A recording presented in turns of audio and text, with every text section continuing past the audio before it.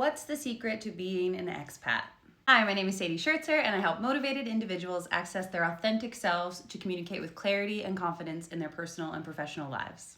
This person has had a tough couple of years. So they say before COVID, they decided to leave France and move to Australia.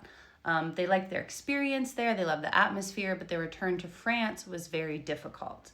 They go on to say that speaking English was difficult because the locals did not necessarily make an attempt to understand them, and that meant that they had a hard time finding a good job. That's the second part. They had a hard time finding a job, but they were highly educated in France, and that didn't translate. At the very bottom here, they say, it's really difficult for me to have failed. I tried everything, but the wall was the only thing I met in my path. I wanted just to get a random job and a visa, nothing more. And now they're feeling locked back in their home country with a few choice words. If this person came to me as a coach, right away, I have three aspects that I'd like to dig into a little bit more. First of all, this feeling of failure. Now, in business, you might have already heard a very common saying is fail faster, because the faster you fail, the quicker you can succeed. So I'd be curious as to why this person is framing their experience abroad as a failure. Is there a way that we can reconfigure that in our brain? Can we look at this as a life lesson and as a very fun experience without having that negative failure word attached to it? The second aspect I would dive into is this idea that they didn't have the right soft skills to get a job, or that they weren't actually as educated as they thought they were. Whenever you move to a new country and you're living in a new place, the degrees, the experience you had in your home country may not translate.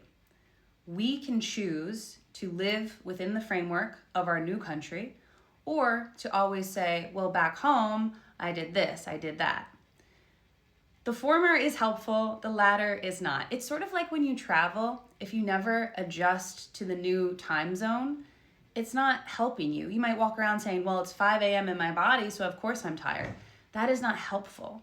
Choosing to live in the present and saying, here in this new country, I am an unskilled worker because the language they speak is not my native language, and that's okay.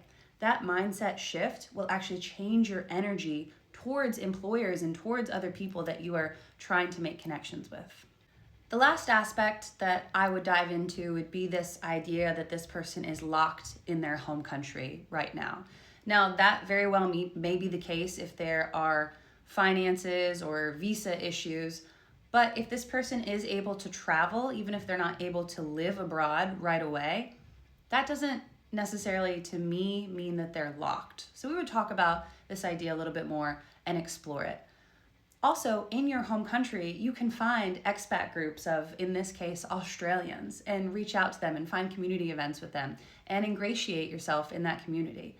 And maybe for this person, Australia isn't the place that they'll end up, but perhaps it's another English-speaking country. And through connections that they make in that Australian friend group, again, hypothetically, they may find themselves in a different situation a few years down the line.